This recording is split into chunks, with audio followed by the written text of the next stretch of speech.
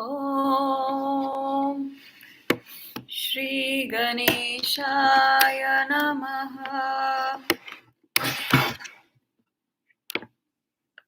अथ षष्ठ्रिंशो अध्यायः।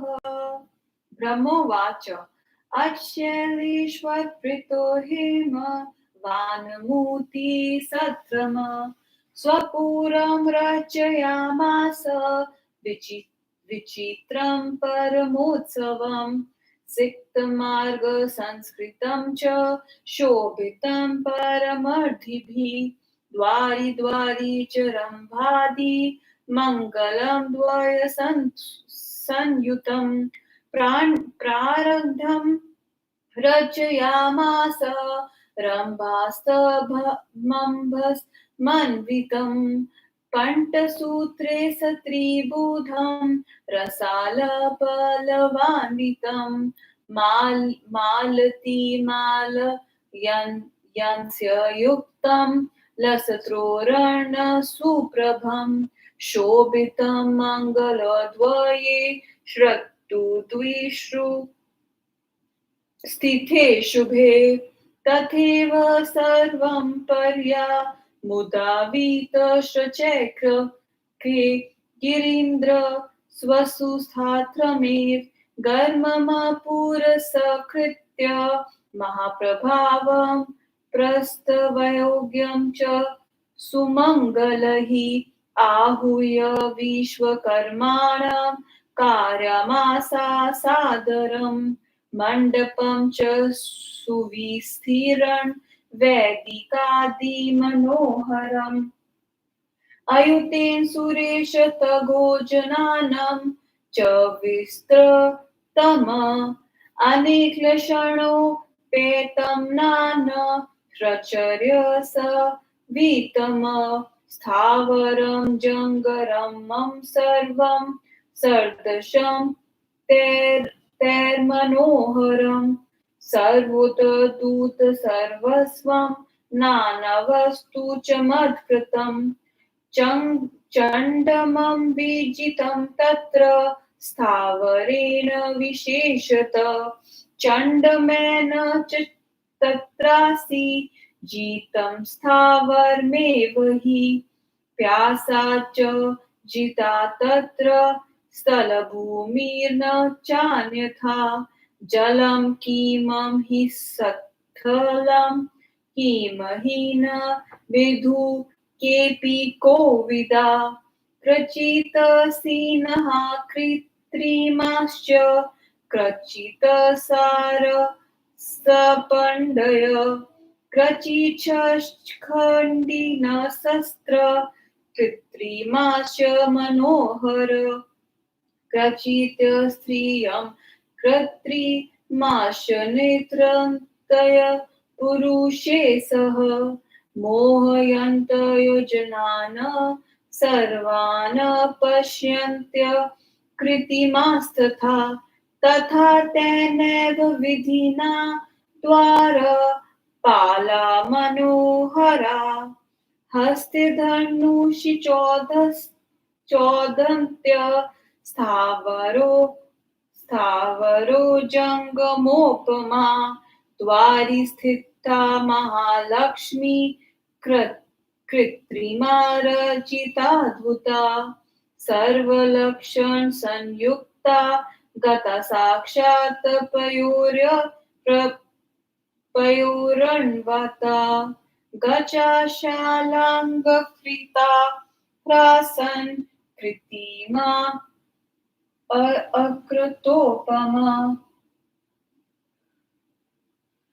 तदाश्वासादिभिश्वे च गजा च गजसादिभ रथारथी पिराकृष्टा महाश्चर्य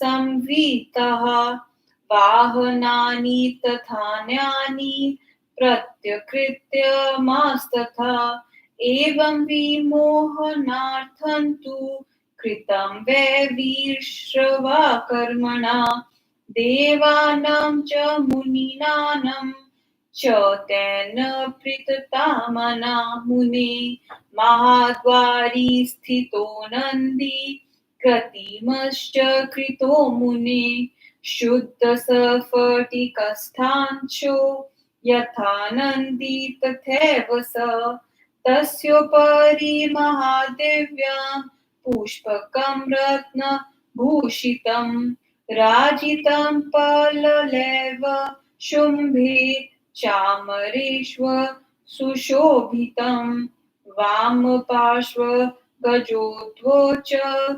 शुद्धकाश्मीरसदृभो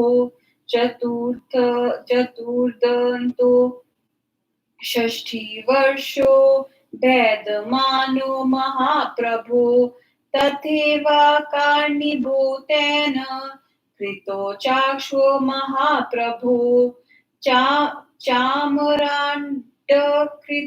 दिव्यो दिव्यलण्डारभूषितो दशितावरतनाण्डया लोकपालस्तथैव च सर्वदेवा यथार्थवे कृता वै विश्वकर्मणा तथा हि ऋष्य सर्वे भृग्वाधाश्च तपोधनु अन्यहर्षपसुरास्तन्त्विति सदाचन्यपि वै कृता विष्णुश्च पार्षदे सर्वे गौरण्डाखये संवित कर्त्रिमो निर्मथास्थन् परमाश्वरूपावानः तथैवाहान् सुदेवैर्दे सीदर्श्च परिवारित कृतिमो निर्मत्स्थत्वित्त पठन्त सुकृतानि नारदा ऐरावत गजारुण्ड शक्रस्वदलसंयुतः कृतिमो निर्मितसत्त्वित् परिपूर्णतः स त्रिभः किम बहुक्तने देवर्षे सर्वो वै विश्वकर्मणा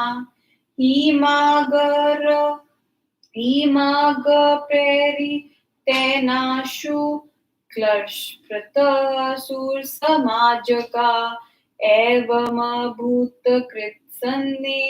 मण्डपो दिव्यरूपवान् अनीक्ष सर्वसम्भूतो महादेव विमोहना अथाज्ञप्तो गिरीशेन विश्वकर्मा महामती निवासार्थ सुरादीनं तत्र लोकान् हि यत्नत तत्रैव च महामक्षा सुप्रभा परमाद्भुता रचिता सुखदा दिव्यतोक्ष वै विश्वकर्मणा तथा सत्पलोकं वै वीरे च शृणुतोद्भुतम् दीप्त्या परमया युक्तं निवासार्थं स्वयं भुव तथैव विष्णु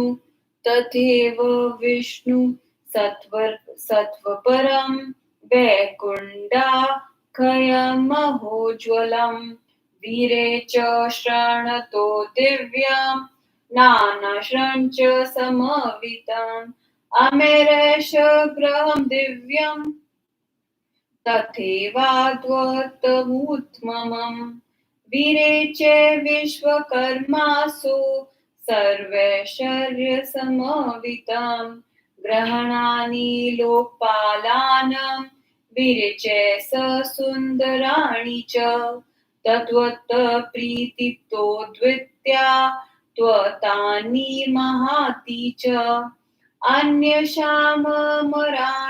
च सर्वेषां कर्मशस्तथा सदनानि विचित्राणि रचितानानि च तेन वै विश्वकर्मा महाबुद्धि प्राप्त शम्भु महावर वीरे शरणत सर्व शिव तुष्टर्थमेव च तथैव चित्रं परमं महोज्ज्वलं महाप्रभं देव वरसुपीजितं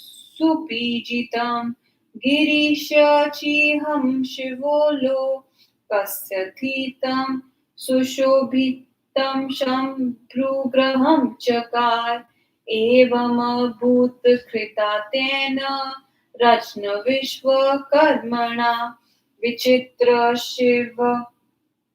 शिवदृष्टर्थ माश्चर्य महोज्ज्वला एवं कृत्वाखिलं चैत्र व्याहारं च लौकिकं प्यारशिष्ट मुदा गमनं स हिमाचल इति प्रोतमशे वैषणं वृत्रान्तनं प्रभुदावहं हिमालयस्य देवेश किम भूय श्रोतुमिच्छसि इति श्रीशमापुराणे द्वितीयायां रुद्रसंहितायां तृतीय पार्वतीखण्डे मंडवातीर्चनावर्णन नाम 38 अध्यायः। हिंदी अनुवाद। ब्रह्मा जी ने कहा, हे मुनिवर, उसके बाद गिरिराज हिमालय से प्रसिद्ध होकर अपने नगर में परम उत्सव करवाया। चारों ओर सड़कों पर पानी छिड़कवाया, दोनों ओर सड़कें सजा दी गई, प्रत्येक दरवाजों पर केले आदि के पेड़ों को लगाकर उन्हें सुशोभित कर दिया।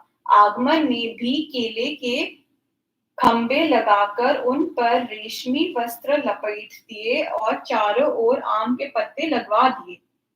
मालती की मालाओं के सुंदर तोरणों तथा अन्य मंगल द्रव्यों से चारों ओर सुशोभित कर दिया।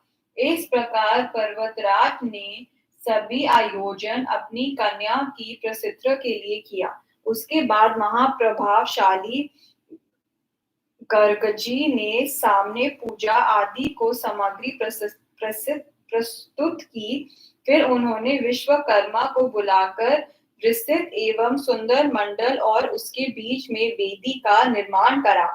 हे देवर्षि नारद, वह वितान 10,000 योजन विस्तृत अनेक शुभ लक्षणों तथा आश्चर्य कारण दर्शनों से युक्त था। वह मंडप स्थावर जंगम सबके लिए समान रूप में मनोहर था। चारों ओर से वह सुंदर था। वहां की स्थापर रचना के जगम सृष्टि और जगम रचना के स्थापर सृष्टि के मन को जीत लिया था। जल ने स्थल को जीत लिया था, अर्थात कहाँ जल है और कहाँ स्थल है, इसका निर्णय कोई भी नहीं कर पा रहे थे।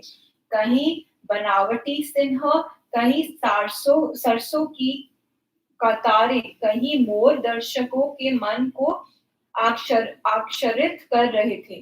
कहीं पुरुषों के साथ नाचती हुई बनावटी स्त्रियां भी देखने वालों के मन को मोहित कर रही थी। इसी प्रकार प्रत्येक दरवाजों के पास मनोहर द्वारपाल बने हुए थे। हाथों से धनुषों को उठाए हुए वे बनावटी द्वारपाल वास्तविक जैसे लग रहे थे। दरवाजे पर बनाई हुई महालक्ष्मी सभी लक्षणों से युक्त होने के कारण ऐसी लग रही थी मानो साक्षात श्री सागर से आई हुई लक्ष्मी ही हो। बनावटी हाथी सभी प्रकार के अलंकारों से सुशोभित ऐसे लग रहे थे मानो स्वाभाविक ही हो। इसी प्रकार घोड़े घुड़सवारों के साथ हाथी पर सवार होने वाले से सुशोभित हो रहे थे। सारथियों से चलाए जाते हुए बनावटी रथ आश्चर्य युक्त थे और वह भी वाहन पैदल सभी बनावटी बनाए गए थे। हे मुनि, देवताओं तथा मुनिजनों को चकित करने के लिए प्रसन्नचित्त विश्वकर्मा ने ये सब बनाए थे।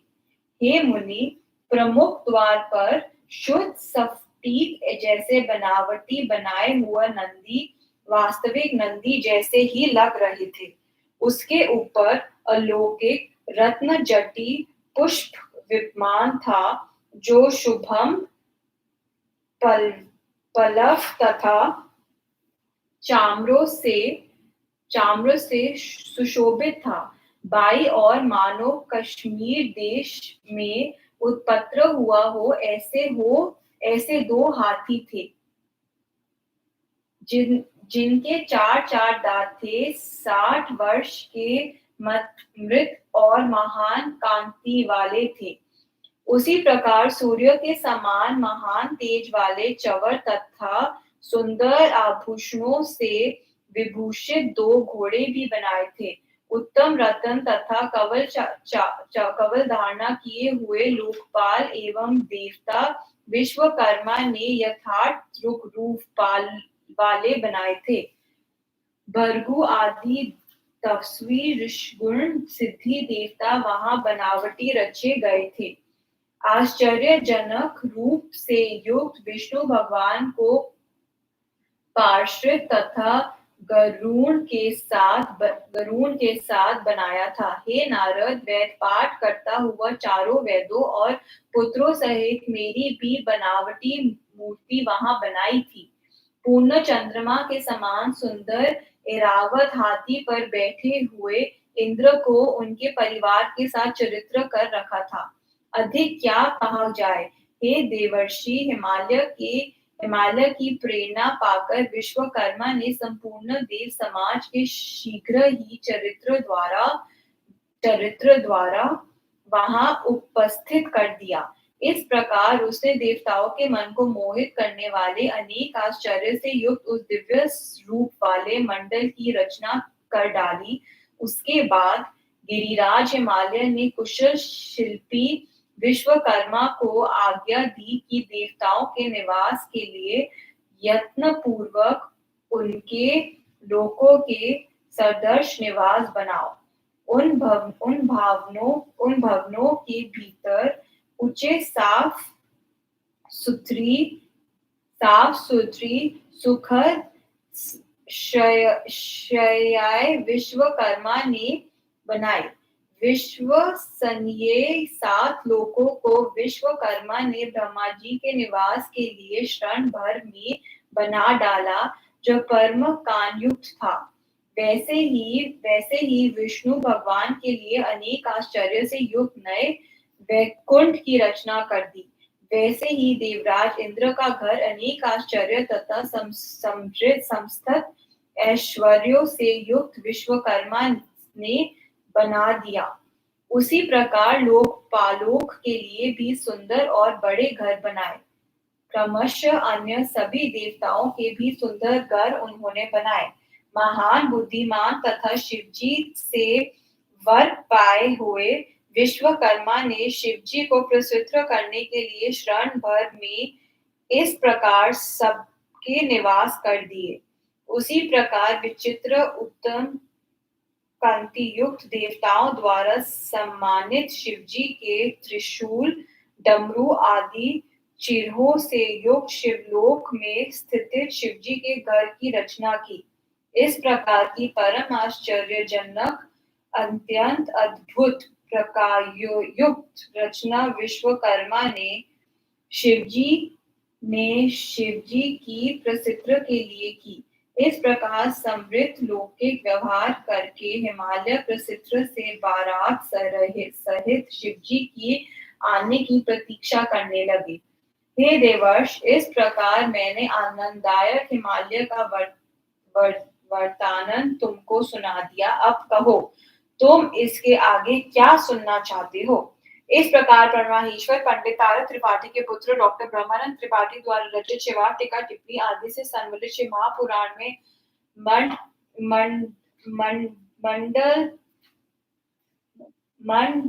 मंडपादिर्चना वर्णम नामक 38वां अध्याय समाप्त। ओम नमः शिवाय। शिव जी सदा सहाय। ओम नमः शिवाय। गुरु जी सदा सहारा।